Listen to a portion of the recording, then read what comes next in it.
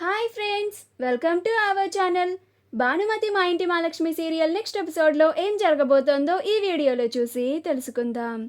పార్థు గురించి బలరాంతో చెప్పిన శారద అసలేం జరిగింది అని తెలుసుకోవడానికి ఈ వీడియోని స్కిప్ చేయకుండా ఎండ్ వరకు చూసేయండి. పార్థు ప్రమీల భానుమతిల మాటలని గుర్తు చేసుకుంటూ చాలా బాధపడుతూ ఉంటాడు.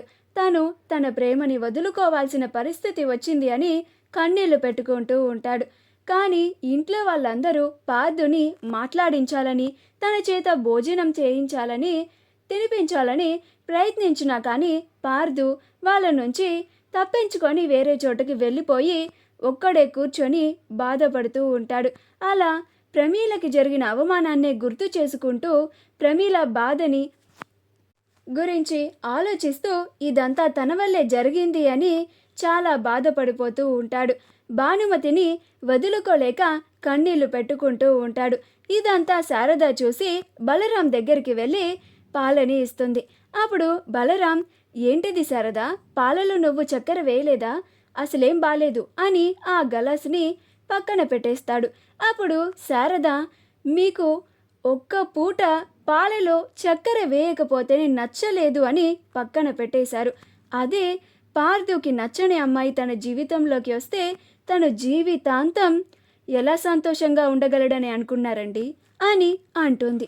అప్పుడు బలరాం, దేని గురించి మాట్లాడుతున్నావు శారద నువ్వు అని అంటాడు. అప్పుడు శారద, నేను పార్థు గురించే మాట్లాడుతున్నానండి. పార్థుకి మీరు నచ్చిన అమ్మాయిని ఇచ్చి పెళ్లి చేయను అన్నారు. అంటే వేరే అమ్మాయితో పెళ్లి చేస్తాను అని అన్నట్టే కదా. నచ్చని అమ్మాయి తన జీవితంలోకి వస్తే మన పార్థు సంతోషంగా ఉండలేడండి. మీరు ఎలా అయితే పాలు తాగకుండా గ్లాస్ని పక్కన పెట్టేశాడో పార్థు అలా తన జీవితంలో బ్రతుకుతాడంతే, కానీ సంతోషంగా ఉండడు అని అంటుంది. అప్పుడు బలరాంకి చాలా కోపం వస్తుంది. అంటే ఏం మాట్లాడుతున్నావు శారదా నువ్వు, నేను ఇప్పుడు ఆ అమ్మాయిని ఇచ్చి పార్థుకి ఇచ్చి పెళ్లి చేయాలా అని అంటాడు. అప్పుడు శారద, నేను అదే చెప్తున్నానండి, ఆ అమ్మాయి చాలా మంచిది, తన తండ్రి మంచివాడు కాదు నిజమే, కానీ మన పార్థుకి భార్యగా వచ్చేది ఆ అమ్మాయే కదండి. మన ఇంటికి కోడలుగా వచ్చేది కూడా తనే కదా. తను లక్షణంగా సంస్కారవంతంగా ఉంటే మనకంతే చాలు కదా. ఆ అమ్మాయి తండ్రి గురించి మనకెందుకండి. ఆ అమ్మాయినిచ్చి మన పార్థుకి పెళ్లి చేస్తే మన పార్థు చాలా సంతోషంగా ఉంటాడండి. చూశారు కదా మీరే, పార్థు ఎంతలాగా బాధపడుతున్నాడో, కన్నీళ్లు కూడా పెట్టుకుంటున్నాడు, భోజనం కూడా చేయకుండా మధ్యలోనే లెగిసి వెళ్ళిపోయాడండి అని అంటుంది. అప్పుడు బలరాం, అవును శారద, నువ్వు చెప్పింది నిజమే, పార్థు ఆ అమ్మాయిని మర్చిపోలేకపోతున్నాడు, చాలా బాధపడుతున్నాడు, కన్నీళ్లు పెట్టుకుంటున్నాడు, ఇవన్నీ నేను చూశాను.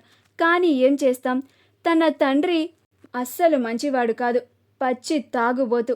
అలాంటి వాడి కూతురిని నా కొడుకు ఎలా ఇచ్చి పెళ్లి చేయమంటావు, నా పరువు ఏం కావాలి అని అంటాడు.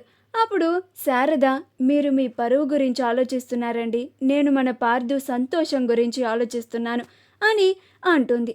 అప్పుడు బలరాం, నాకు మాత్రం నా కొడుక్కి నచ్చిన అమ్మాయినిచ్చి పెళ్లి చేయాలని ఉండదా, వాడి సంతోషమే కదా నేను కావాలనుకుంది.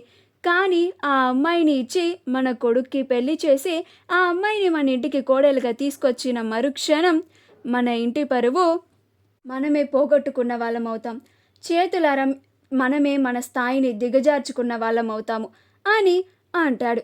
మా వీడియో కనుక మీకు నచ్చినట్లయితే లైక్ చేయండి, షేర్ చేయండి, మా ఛానల్ని సబ్స్క్రైబ్ చేసుకోండి, పక్కనే ఉన్న బెల్ ఐకాన్ని క్లిక్ చేయడం మాత్రం మర్చిపోకండి.